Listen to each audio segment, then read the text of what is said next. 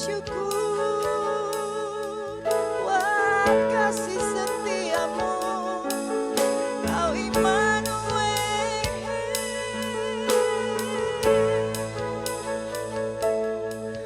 Terima kasih Tuhan buat Allah seperti-Mu.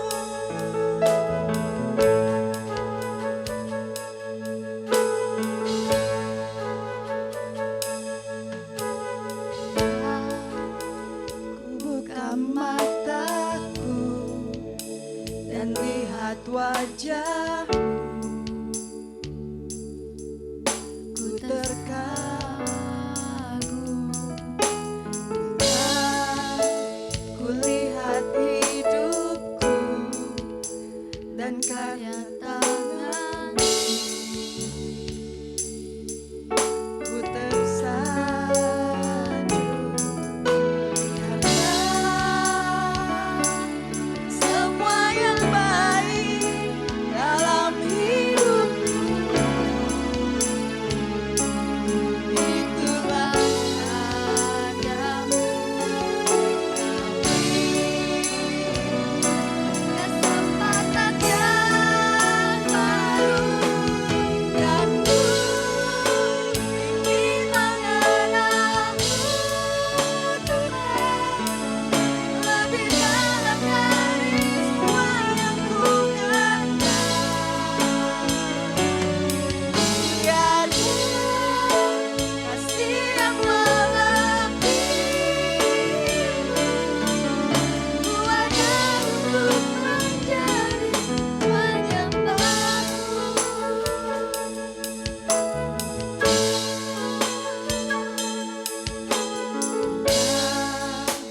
Ku buka mataku dan lihat wajah-Mu, ku terkagum bila ku lihat hidupku dan karya tangan-Mu. Ku tersanjung karena semua yang baik dalam hidupku, itulah karya-Mu.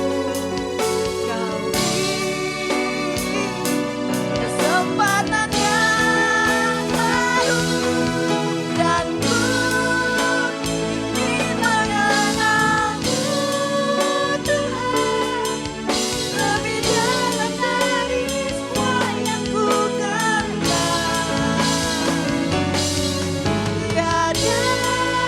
kasih yang melebihi-Mu, ku ada untuk menjadi penyembah-Mu, dan ku ingin mengenal-Mu, Tuhan, lebih dalam dari semua yang ku kenal. Tiada kasih yang melebihi-Mu, ku ada untuk menjadi penyembah-Mu. Tuhan kita itu terlalu dahsyat untuk kita bicarakan. Dahsyat sekali. Dahsyat sekali. Ya. Oke, saya ingin kita ajak baca dalam bilangan pasal 13 ayat 1 dan 2.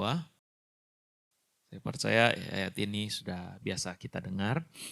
Izinkan saya berbagi dari sudut pandang yang saya bisa rasa Tuhan taruh di hati saya untuk siang hari ini.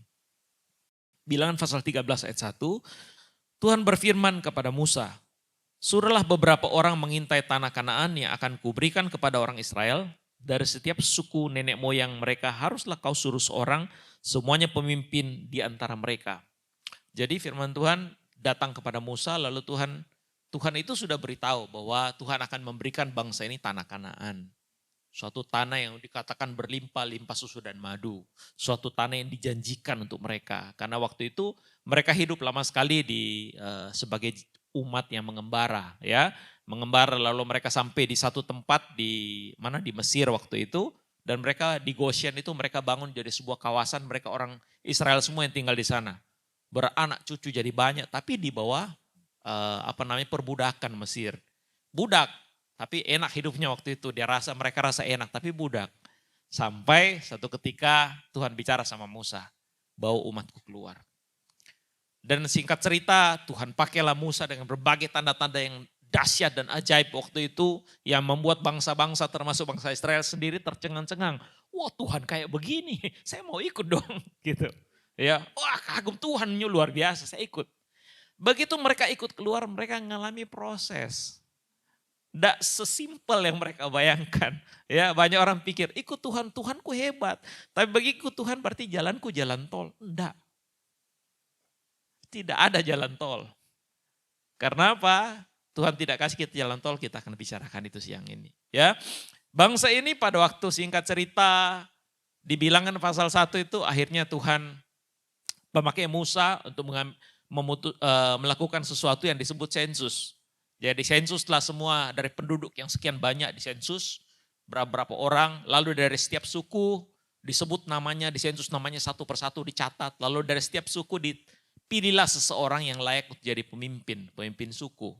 Ya, jadi masing-masing suku itu ada pemimpinnya, ada 12 suku. Dari setiap pemimpin itulah yang akan mendampingi Musa jadi pemimpin, tim kepemimpinan. Musa pemimpin ada 12 orang dengan dia, tapi masing-masing pemimpin itu mengepalai sukunya. Begitu, ya. Dan hal yang unik yang saya perhatikan di sini, Tuhan suruh sensus semua orang dan semua nama dicatat. Jangan dilewatkan. Ya, dengan semua keahlian-keahlian mereka. Saya pikir kenapa seperti itu? Tuhan sensus karena apa? Rupanya untuk sebuah rencana Tuhan, setiap orang itu penting. Amin. Setiap orang itu penting. Makanya Tuhan catat. Jadi kalau Bapak Ibu teman-teman di sini, jangan pernah ada yang berkecil hati. Saya cuma bagian ini, saya cuma bagian itu. Semua bagian itu penting. Ya. Suatu kegerakan tidak akan menjadi sebuah kegerakan kalau ada bagian yang kurang. Ya, tidak akan maksimal. Bisa jalan tapi tidak maksimal. Tapi kalau semua orang ambil bagiannya di ruang-ruang pelayanan yang ada, itu akan jadi luar biasa. Ya, jangan ada anggap enteng orang yang membersihkan. Saya mulai pelayanan itu dari angkat-angkat kursi, susun sound system, selesai ibadah kita bongkar, angkat lagi bawa pulang gitu. Tapi saya senang sekali. Karena apa? Saya melakukannya untuk Tuanku gitu. Ya, lakukan untuk dia, senang sekali. Dan itu akan indah sekali.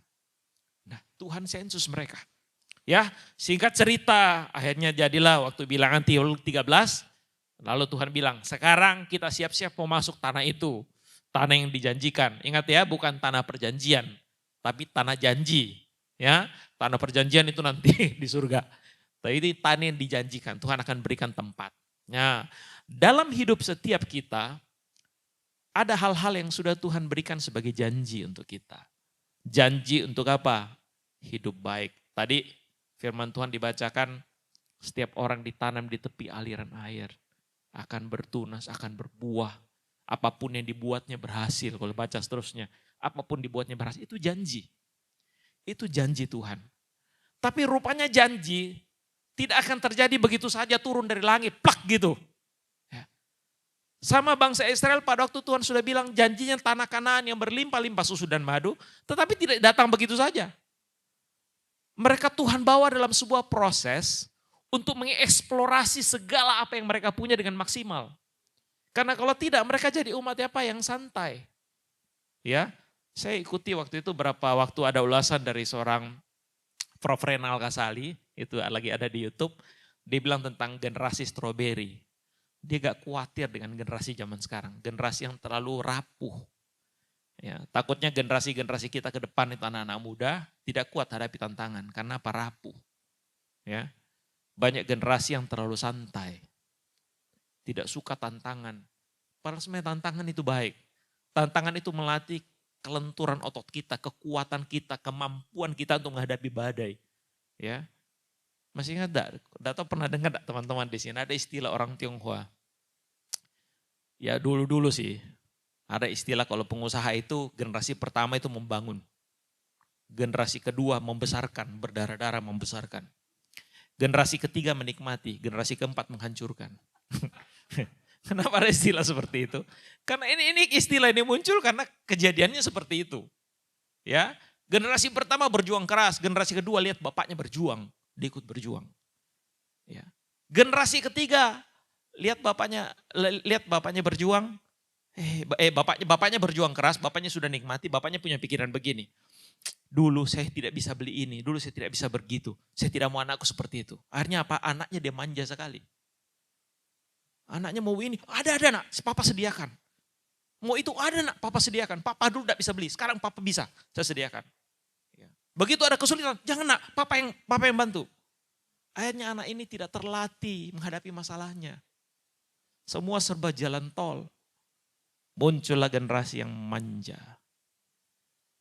Begitu dia besar, dia menikah, tidak siap dikasih kepercayaan. Akhirnya apa? Begitu dia punya anak berikutnya anak lebih parah lagi. Hanya sekedar menikmati dan menghabiskan. Perusahaan itu runtuh. Dan berapa usaha saya sudah dengar seperti itu. Ya, barusan lagi santer di Makassar nih. Ada satu usaha yang cukup besar, garment. Papa meninggal, mama meninggal, anak-anak ribut. Dan sekarang saya dengar harta semua mau dijual. Tidak ada yang siap untuk melanjutkan. Sedih sih, sedih. Ya, oke. Jadi begitu tanah itu diperlihatkan Tuhan kepada mereka. Tuhan suruh mereka, ayo. Lewat Musa Tuhan suruh mereka mengintai dulu. Kenapa mengintai? Kan Tuhan itu Tuhan Maha Kuasa. Tuhan janjikan tanah yang luar biasa. Kenapa enggak Tuhan begini? Tuhan buka saja, bangsa-bangsa semua minggir. Kan bisa aja toh. Tuhan tiba-tiba perlihatkan kuasanya dahsyat. Tuhan berfirman dari langit, tiba-tiba guntur menggelegar. Bangsa itu lari semua. Bisa kan begitu? Tuhan bilang ini tanah untuk umatku, kamu pindah. Wah, mereka lari terbirit-birit lalu umat Israel masuk. Tapi Tuhan tidak suruh gitu kan? Tuhan bilang kepada bangsa Israel, kepada Musa, siapkan 12 orang, suruh mengintai. Nah, waktu mereka disuruh mengintai, apanya yang disuruh intai? Nah, kita baca ayatnya. Maka Musa menyuruh mereka untuk mengintai tanah Kanaan. Katanya kepada mereka, pergilah dari sini ke tanah Negeb dan naiklah di pegunungan. Dan amatilah bagaimana keadaan negeri itu. Apakah bangsa yang mendiaminya kuat atau lemah? Apakah mereka sedikit atau banyak? Dan bagaimana negeri yang didiaminya? Apakah baik atau buruk? Bagaimana kota-kota yang didiaminya? Apakah mereka diam di tempat terbuka atau di tempat yang berkubu? Dan bagaimana tanah itu? Apakah tanahnya gemuk atau kurus? Apakah di sana ada pohon-pohon atau tidak? Tabahkanlah hatimu dan bawalah sedikit dari hasil negeri itu. Waktu itu adalah musim hulu, hasil anggur dan sebagainya. Ya. Jadi Tuhan suruh mereka menintai. Tuhan ini suruh mereka mengorganisir. Apa-apa sih potensi tanah itu. Kelebihan, kekurangannya, tantangan-tantangannya seperti apa. Tuhan suruh catat, mengorganisir, membuat strategi yang tepat untuk memasuki tanah itu. Nah, Tuhan itu Tuhan ahli manajemen. Memanage, planner yang luar biasa. Mereka ajari bangsa Israel. Sebelum kau ambil alih itu tanah, kau harus siapkan dulu segala sesuatunya. Jangan masuk bodoh-bodoh. Ya, banyak orang hanya berpikir saya ingin langsung masuk saja. Padahal apa? Jangan sampai kita masuk kita tidak tahu bikin apa. Betul enggak? Tanah yang berlimpah-limpah akhirnya begitu kita masuk kita tidak tahu bikin apa. Orang lain sih pergi. Tapi tidak ada yang olah itu tanah. Akhirnya apa? Tanah yang walaupun tanah itu berlimpah-limpah tapi kalau tidak diolah hancur kan. Ya, kebun yang tidak diolah akhirnya habis. Ya, jadi Tuhan ingin setiap kita perlu mengeksplorasi kelebihan kita. Tuhan ingin kita mempergunakan segala potensi yang ada dalam diri kita untuk dimaksimalkan. Untuk apa? Untuk bisa mengelola tempat yang Tuhan sudah siapkan bagi kita. Bapak, Ibu, teman-teman, ingatlah bahwa dalam diri kita ada potensi-potensi yang sudah Tuhan taruh. Makanya Bapak Ibu coba lihat kenapa kita beda sih satu dengan yang lain. Ada yang suka hal-hal berbau keuangan, ada yang tidak suka. Ya, saya dulu waktu milih jurusan, ya, saya milih jurusan tentu yang kita minat, ya kan, waktu sekolah. Apa zaman sekarang kan sudah dibikin kuesioner. Ini panggilannya apa, cocoknya apa gitu. Supaya jangan kacau. Ada orang tidak minat di matematika, DP masuk di matematika, dia stres. Stres tidak bisa berkembang dan tidak bisa bikin apa-apa. Nah, setiap kita perlu menemukan keunikan-keunikan dan kelebihan yang kita punya.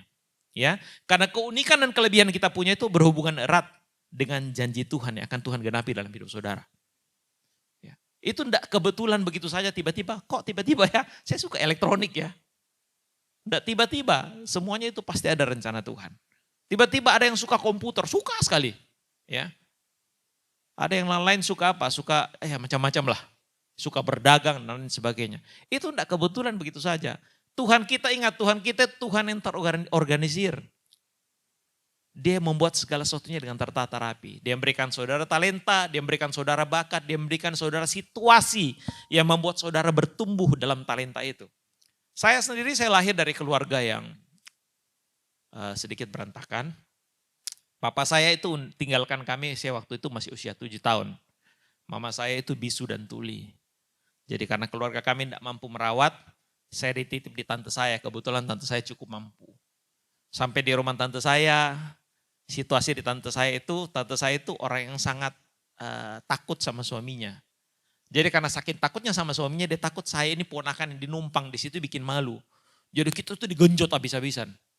Saya itu, masa kecil saya itu agak buruk lah, kurang saya nikmati masa kecil saya. Saya dituntut harus rajin kerja, jadi di rumah itu walaupun ada pembantu, kami tetap kebagian tugas, sapu pel satu rumah. Rumah om saya dulu itu besar, panjang, jadi saya harus sapu pel.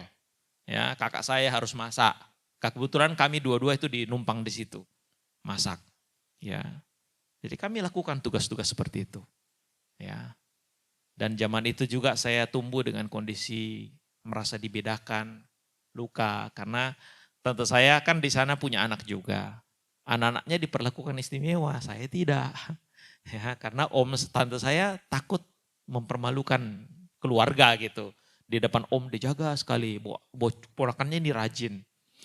Pulang sekolah saya itu tidak pernah namanya istirahat, tidak kenal. Ya dulu zaman itu pulang sekolah kan jam 1, setengah 2 kan. Pulang sekolah itu makan, habis makan harus belajar. Nah bayangin sih mau belajar apa. Ya, dalam kondisi capek, letih, jenuh. Saya kadang-kadang akhirnya apa? Saya buka buku pelajaran, dalamnya komik. Siapa pernah begini? Ayo. Oh pernah? Wah ada temanku rupanya. Iya karena, waduh ngantuk bener. Ya baca buku pelajaran, itu ngantuk. Karena ya sudah, di sekolah sudah mumet toh, ya supaya ndak tidur, taruhlah komik. Ya, kalau ada orang, oi, begitu buka lagi. Ya, itulah yang saya alami. Ya, saya tumbuh dalam kultur seperti itu. Tapi saya bersyukur. Ya, walaupun akhirnya kejadian yang kurang baik terjadi karena saya akhirnya mencuri dari rumah tante saya, om saya. Ini saya membuat kegiatan yang memalukan lah. Ya, demi karena saya pingin cari perhatian. Nah, di rumah saya tidak dapat perhatian toh. Semua perhatian untuk anak-anaknya. Saya cari perhatian, mencuri untuk saya pamer-pamer di sekolah. Supaya orang-orang di sekolah akui saya gitu. Akhirnya ketahuan. Ketahuan, satu sekolah jadi tahu ini maling. Ya jadi aduh rusak sekali gambar diri saya pada waktu itu. Tetapi yang saya bersyukur suatu hari saya kenal Tuhan. Saya menyadari itu adalah bagian Tuhan membentuk karakter saya. Membentuk kepribadian saya. Membuat saya bisa menerima dan mengerti bahwa orang-orang yang mengalami situasi seperti itu bagaimana sakitnya gitu. Ya. Sehingga akhirnya dalam kehidupan saya pada waktu saya mulai melayani saya mulai sadar. Banyak sekali saya ketemu dengan orang-orang model begini. Yang dari broken home, ditinggal orang tua, apalagi anak yang kecewa, kepahitan dan sebagainya. Saya banyak alami yang seperti itu. Ya. Ingatlah lingkungan iklim di mana saudara besar, di mana saudara tumbuh. Semua itu berkontribusi untuk memaksimalkan potensi, panggilan, bakat semua yang ada dalam diri saudara untuk apa? Untuk memasuki, mengelola tanah yang dijanjikan. Amin. Temukan apa yang sedang Tuhan siapkan bagi hidup Bapak Ibu. Temukan. Bangsa Israel sudah dikasih tahu Tuhan, itu tanahnya di sana. Kejar itu. Dan dalam bagian pengejaran untuk memasuki tanah itu, Tuhan suruh lewat Musa, intai tanah itu. Mulai hari ini mulai intai apa yang menjadi perjanjian Tuhan bagi Bapak, Ibu, Saudara, dan saya. Kita perlu mengintai, kita perlu menspesifikasi. Misalnya kau mau jadi dokter, mulai spesifikasi apa-apa yang harus kita mulai maksimalkan, kita belajar. Ya. Selain berdoa, ya berdoa dan bekerja toh. Bekerjanya apa? Saya mulai harus belajar apa misalnya? Matematika harus kuat, mulai cari. Minta sama mama boleh enggak saya kursus matematika? Ya. Kalau enggak punya uang kursus matematika, banyak caranya. Ya, apalagi zaman sekarang kan di internet, itu saya lihat Prof. Yones Surya ada bikin matematika, apalagi gasing. Ya, tinggal lihat, belajar, pasti bisa. Ya, pakailah mulai spesifikasi apa-apa hal-hal apa yang menjadi tantangan, ya, menjadi berkat dan tantangan di tanah perjanjian, di tanah yang dijanjikan itu. Nah, bakat saudara, apa yang menjadi saudara pengejaran janji yang Bapak Ibu ingin capai? Kan janjikan Tuhan, apa saja yang dibuatnya berhasil. Temukan tanah itu dulu. Ya, saya percaya bahwa setiap kita dalam hati kita Tuhan sudah taruh kerinduan untuk menjadi apa. Ya kan, enggak kebetulan. Ya.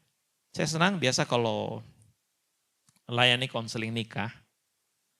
Ya, ada salah satu kuesioner yang biasa kita suruh isi. Lalu setelah kuesioner itu ada beberapa pertanyaan-pertanyaan yang kita berusaha explore.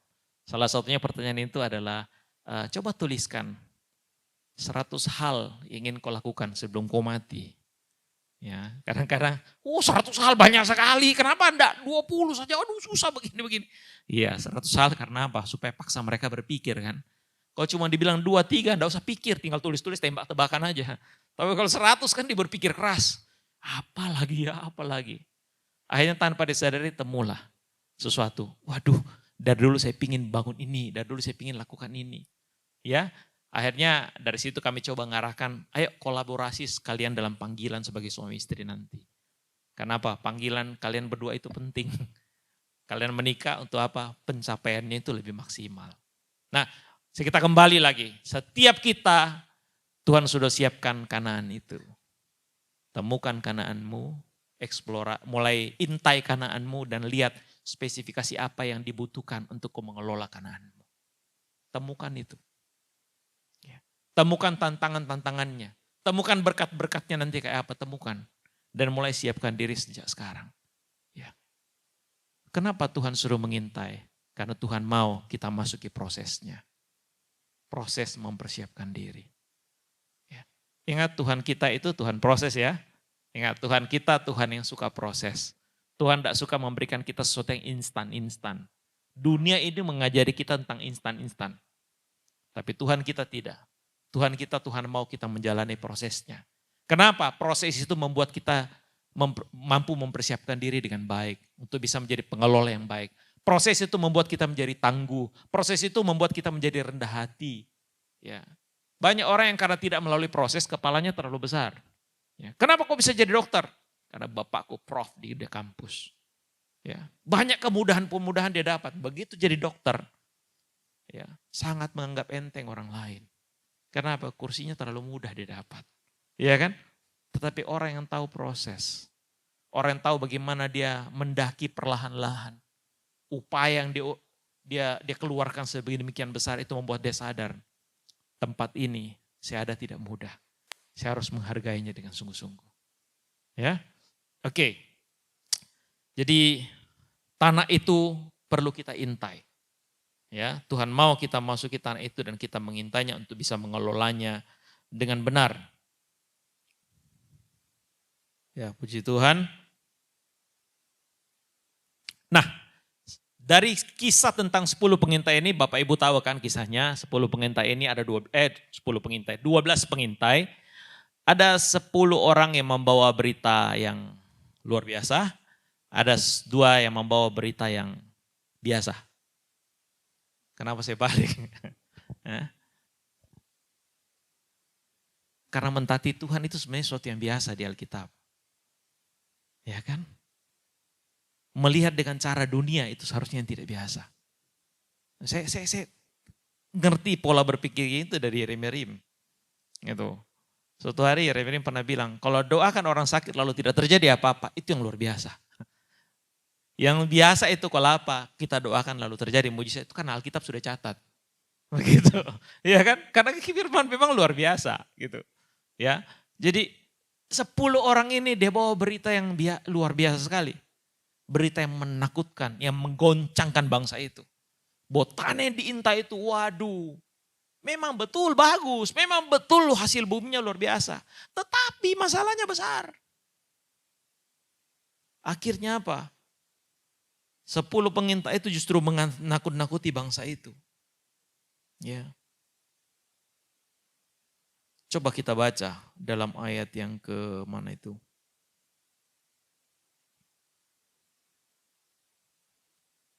Oke, saya lanjut saja ya. Buka itu agak lama, tapi yang jelas begini kisahnya. Bangsa itu membuat tawar hati bangsa itu. 10 pengintai itu membuat tawar hati bangsa itu. Ya kan? Gara-gara dia ngomong seperti gini, wah masalahnya besar. Bangsa itu jadi tawar hati, jadi takut. Tetapi dua pengintai ini berbeda sekali. Dia bilang apa? Memang betul bangsa itu besar-besar. Tetapi Tuhan kita mampu membawa kita untuk menghadapinya. Aduh saya enggak nyaman kalau enggak baca ayat. Oke, kita baca ayatnya. Ya, mereka menceritakan kepada kami sudah masuk ke negeri kemana kau suruh kami. Dan memang negeri itu berlimpah-limpah susu dan madunya. Dan inilah hasilnya. Hanya bangsa yang diam di negeri itu kuat-kuat dan kotanya berkubu dan sangat besar. Kami juga melihat keturunan enak telah kami lihat di sana. Dan seterusnya. Ya. Ayat 32. Juga mereka menyampaikan kepada orang Israel kabar busuk tentang negeri yang diintai mereka. Dan mereka berkata negeri yang telah kami lalui untuk diintai adalah suatu negeri yang memakan penduduknya. Wah, mereka mau besar-besarkan lagi. Dan semua orang yang kami lihat di situ perawatannya tinggi-tinggi. Dan seterusnya. Kami seperti belalang. Wah, dia terlalu mau besar-besarkan. Oke. Jadi karakter 10 pengintai itu dan 2 pengintai itu berbeda sekali. Karakter 10 pengintai itu adalah karakter yang melihat dari secara sisi normal, secara sisi manusia, secara sisi daging. Ya, bahwa segala sesuatu itu mereka lihat dengan apa yang mata mereka lihat. Ya, ada satu ayat dalam Amsal bilang gini, jika kamu tawar hati pada waktu kesesakan, kecillah kekuatanmu. Bangsa itu tawar hatinya gara-gara informasi seperti ini. Kadang-kadang kita juga menjadi tawar hati karena melihat pencapaian kita itu mustahil. Contoh kita bilang, kita temukan bahwa saya punya minat sekali mau jadi dokter. Lalu kita mulai mempersiapkan diri jadi dokter. Tapi karena kita melihat gini, biaya untuk jadi dokter itu berapa? Biaya jadi dokter, apalagi kita dengar info, jadi dokter itu, dokter umum 300 juta. Spesialis, 1M. Waduh, mulai gemetar kakinya, hatinya ciut. Ini informasi kayak gini, informasi karakter 10 pengintai ini. Kakinya mulai gemetar, mulai kehilangan harapan. Ya. Sama seperti saya dulu, karena belum terlalu kenal Tuhan, saya tidak ngerti bagaimana libatkan Tuhan untuk sebuah pencapaian. Yang saya tahu, saya ukur kemampuan saya tidak mungkin kuliah. Hanya saya tidak kuliah. Ya, tapi saya berusaha untuk belajar. Dan hal ini membuat saya belajar. Karakter 2 pengintai ini berbeda sekali. 2 pengintai ini tidak lihat sekedar ekspektasi dari dirinya sendiri. Tapi dia melihat apa kemampuan Tuhan membawanya untuk mencapai tujuan itu. Dia melihat kemampuan Tuhan. Saya adalah orang yang sejak saya dulu pernah kerja suatu hari saya jadi pimpinan cabang di satu perusahaan, lalu Tuhan suruh full time.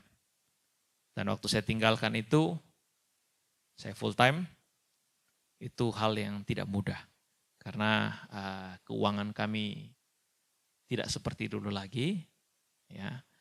Lalu waktu itu saya punya anak masih 2. Dan waktu itu saya mulai belajar bagaimana mengendalikan Tuhan dari segi kasih sekolah anak. Saya waktu itu sudah bertekad. Sempat sih ada Bapak Rohani bilang, kalau mau kasih sekolah anak itu carilah sekolah yang paling dekat rumah dan murah. Wah saya nggak mau, saya jujur saya nggak mau.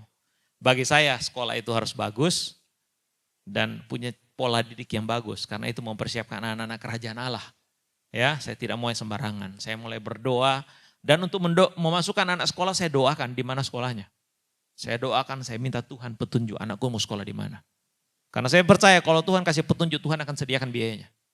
Dan itu terjadi. Saya masukkan pertama anak sekolah di satu sekolah lah, yang saya sebut namanya sekolah Kristen. Lalu singkat cerita pada waktu itu mau kenaikan kelas, saya mulai berdoa, Tuhan anakku mau sekolah di mana? Oh belum. Saya langsung ambil keputusan. Jadi waktu itu saya langsung ambil keputusan, saya langsung ambil formulir, saya mau isi. Begitu lihat biayanya saya kaget. Uang pangkalnya 2 anak waktu zaman itu 5 juta. Zaman itu 20, ya 10 tahun lalu lah kira-kira. 5 juta saya mulai, waduh saya nggak punya uang nih. Tapi sudahlah beriman tau. Kan mulai belajar beriman. Saya mulai bilang istri saya, kita imani ya. Oke imani. Kita mulai nabung, kita mulai persiapkan diri. Singkat cerita ya pada waktu time limitnya sudah hampir tiba, uang belum ada. Uang belum ada. Ada uang, kita sudah nabung tapi cuma terkumpul itu 2,5 juta. Saya mulai bilang Tuhan, saya percaya kau bisa sediakan. Oh masih berapi-api imannya. Singkat cerita akhirnya pada titik harinya, sehari sebelumnya saya masih hibur istri saya. Masih ada 24 jam. Belum boleh putus beriman. Wow masih ada 24 jam. Singkat cerita paginya jam 6 pagi. Masih ada 12 jam. Wah sudah mulai begini. Hanya pagi itu saya ingat sekali kami duduk suami istri lagi berdoa. Tiba-tiba kami teringat lagu itu. Tuhan kaulah pengharapanku, kami nyanyi sambil nangis. Tiba-tiba kata itu jadi rema. Sepanjang hari ku beri saya ingat kata-katanya Koden. Saya sangat menghormati Roh Kudus dengan tidak mengatur anak-anak saya mau sekolah di mana. Saya ingat kata-kata itu. Oh langsung saya bilang Tuhan ampuni saya tidak menghormatimu. Saya minta ampun sama Tuhan. Saya salah, saya mau ngatur anakku sekolah di mana. Saya bertobat pagi itu. Pagi itu saya bilang Tuhan sekarang kau mau anaknya sekolah di mana, saya terserah kau. Kita cuma berdoa, menyembah, minta ampun. Lalu ya yang kita pikirkan ya tetap daftar hari itu. Karena itu hari pendaftaran dengan harga early bird, harga murah toh, terakhir hari itu. Lewat jam 12 itu naik. Ya sudah singkat cerita, saya mana cukup. Sedia, dananya apa segala, kita mau ke sekolah. Waktu itu anak saya satunya pulang jam 10, saya lagi jemput ini perjalanan. Tiba-tiba dalam perjalanan saya dengar suara satu nama sekolah. Apa ini? Saya lagi jalan lagi, dengar lagi suara nama sekolah itu. Sudahlah, akhirnya singkat cerita saya ke mana? Saya ketemu sama, belum, saya mau ke sekolah itu.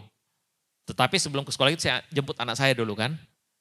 Nah, sebelum jemput anak saya, lalu saya pikir bagaimana caranya hubungi sekolah. Saya ingat zaman itu kan belum ada handphone, yang ada wartel ya, wartel. Saya carilah wartel 108 telepon. Hanya sambung. Lalu saya tanya bagaimana, apakah sudah buka pendaftaran? Ya sudah buka. Fasilitas apa saja? Saya bilang, sekolah ini fasilitasnya lebih bagus daripada sekolah sebelumnya. Oh fasilitasnya lebih banyak, bahkan dari TK ada Mandarin, bahasa Inggris, komputer. Dulu kan jarang itu zaman-zaman itu. Ya, hanya beberapa sekolah yang ada. Lalu dia bilang, iya boleh Pak, tapi kami tidak akan bisa beritahu harganya, tapi kalau mau datang sini. Udahlah saya datang. Saya pikir-pikir kalau andai kata tidak jadi di sana, masih ada setengah jam boleh balik toh. Masih ada 1 jam bolak-balik lah. Masih ada waktu setengah jam spare. Oke, saya ke sekolah itu. Sampai di sekolah itu disambutlah, punya cerita. Akhirnya saya telepon istri saya bilang gini, oke, kalau kau sejahtera, saya kayaknya juga oke. Ya sudah daftar. Kami belilah formulir 2, satu formulir itu 20.000. Saya ingat 2 formulir.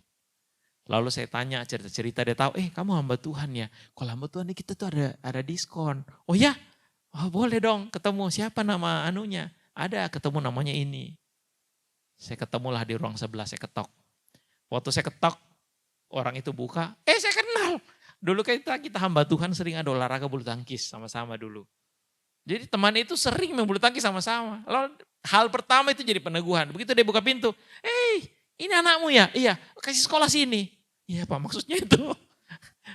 Masuklah kita ke dalam cerita-ceritanya. Ya jadilah kami pulang, kami diberitahu diskonnya berapa, kami mulai isi formulir. 2 hari kemudian kami kembalikan. Waktu kembali dihitung-hitung, kami store lah semuanya total 2.450.000 untuk 2 anak. Uang pangkalnya, resmilah masuk di situ. Saya bilang tadi kan uang saya 2.500.000. Tambah uang formulir 2, 40.000. Masih sisa 10.000. Wah, plus saya Tuhan. Ya, bagi Tuhan dari yang mustahil.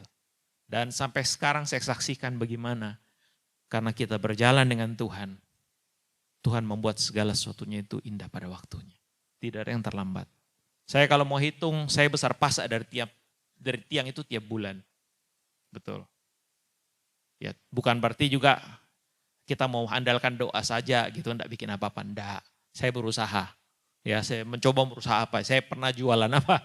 Saya pernah jualan babi hutan, pernah. Tapi saya enggak mau berhenti melayani, itu saja satu. Ya. Saya enggak mau berhenti melayani. Melayani adalah hidupku. Gitu.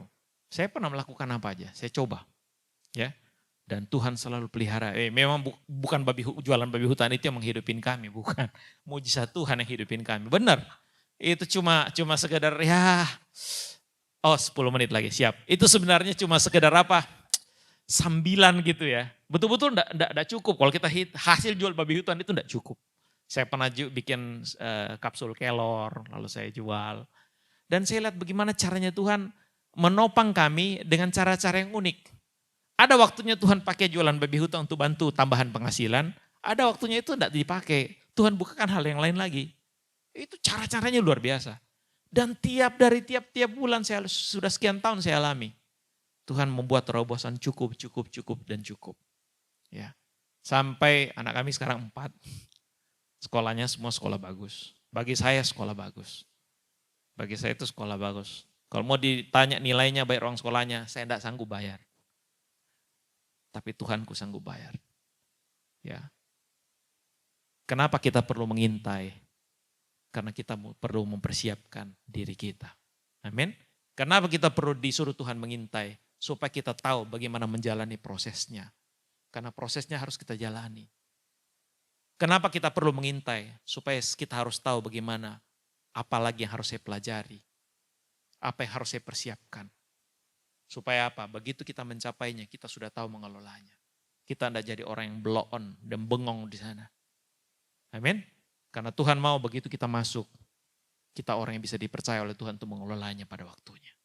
Ya, saya akan tutup dengan kesaksian lagi anak-anak saya. Anak-anak saya itu, anak pertama itu sekarang pelayanan di Bali. Jadi pertama kali dia mau pelayanan itu kami berdoa sama-sama. Tadinya sekolah Raja Wali. Dua anak kami yang pertama sekolah Raja Wali. Dua-duanya itu lulus masuk Unhas tanpa tes. Seharusnya bisa masuk tanpa tes. Tapi mereka dua-duanya memilih akan ikut pelayanan misi dulu. Ikut sekolah, DTS. Dan akhirnya yang satunya tinggal jadi staff. Yang satunya ambil kuliah sekuler teknik sipil sekarang. Itu di Udayana Bali juga. Semuanya lulus murni. Dan semua biaya Tuhan yang sedia. Benar-benar Tuhan. Saya gak punya apa-apa. Saya cuma punya Tuhanku yang punya langit dan bumi dan segala isinya. Yang dikenal oleh Yosua dan Kaleb itu. Ya, saya akan cerita, saya ingat sekali, karena waktu sudah disingkat saya harus percepat. Ya, anak saya yang pertama itu waktu itu mau ikut DTS. Wah itu pergumulan.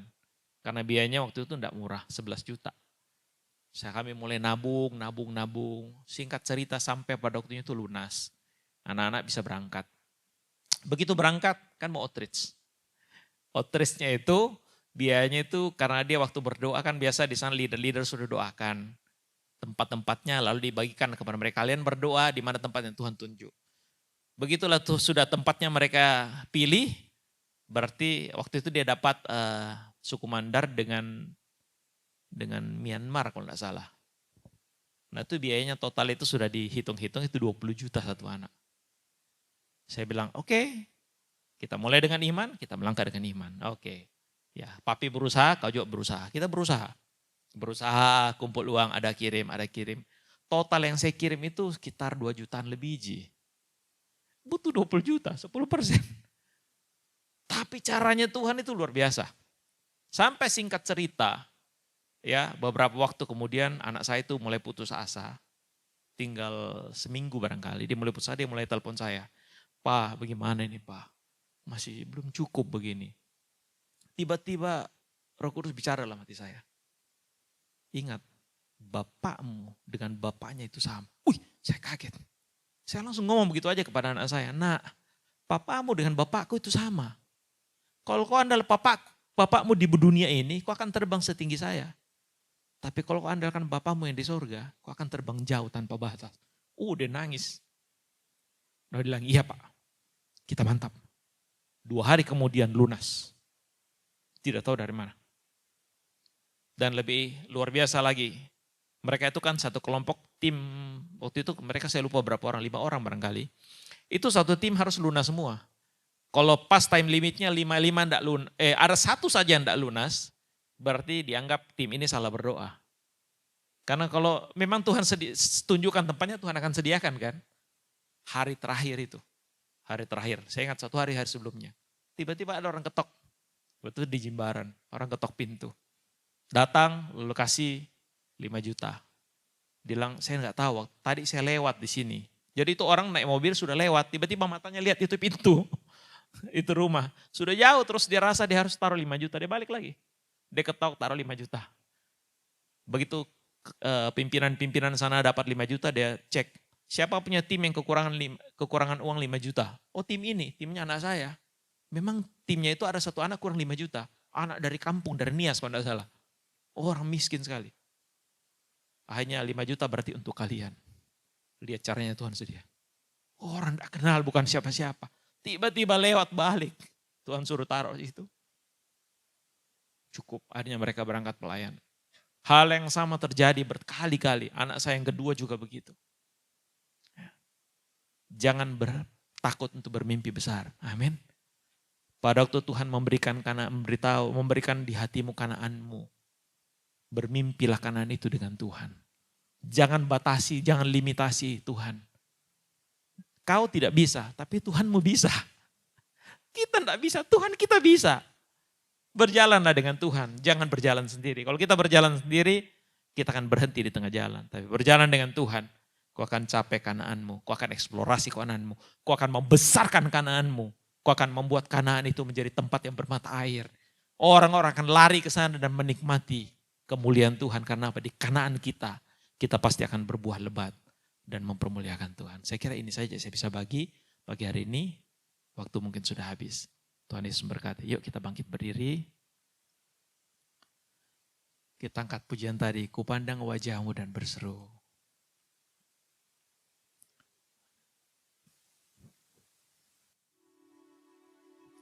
Kupandang wajahmu dan berseru.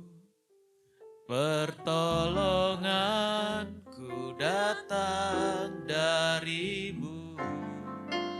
Peganglah tanganku, jangan lepaskan.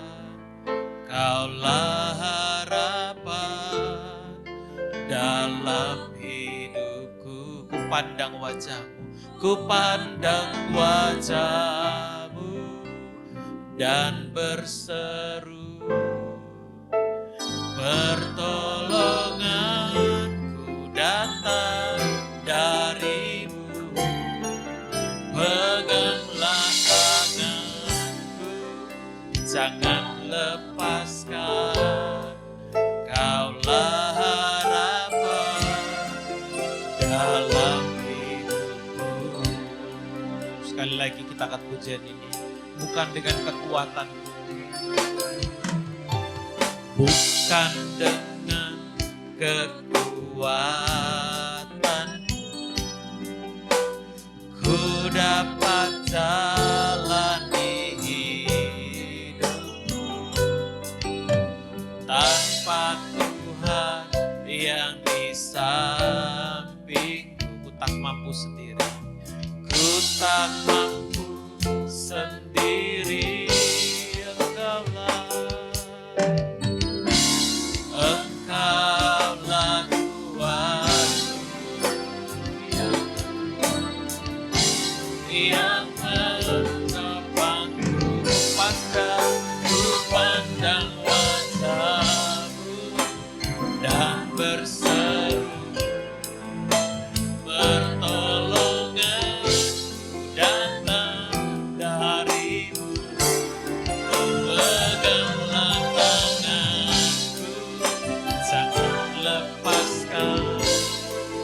Kaulah harapan dalam. Sekali lagi katakan, kupandang wajahmu, sambut dan berseru, pertolongan datang darimu, peganglah tanganku, jangan lepaskan, kaulah harapan dalam hidup, kaulah harapan, kaulah harapan dalam hidupku.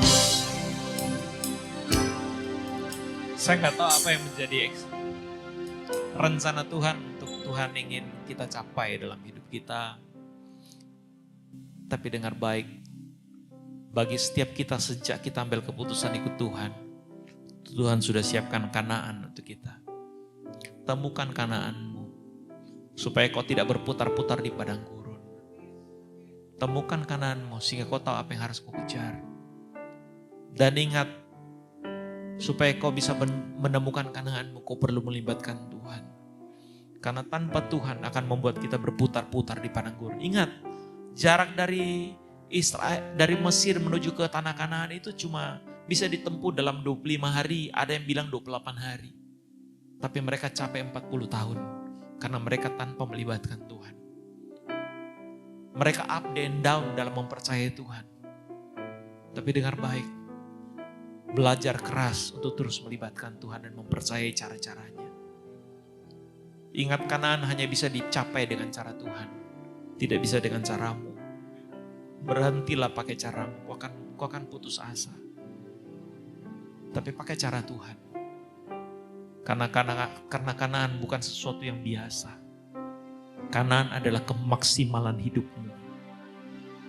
Waktu kau masuki Kanaanmu, kau akan maksimal dengan seluruh energi dan potensi yang Tuhan siapkan bagi hidupmu. Kau akan maksimal berbuah lebat di sana.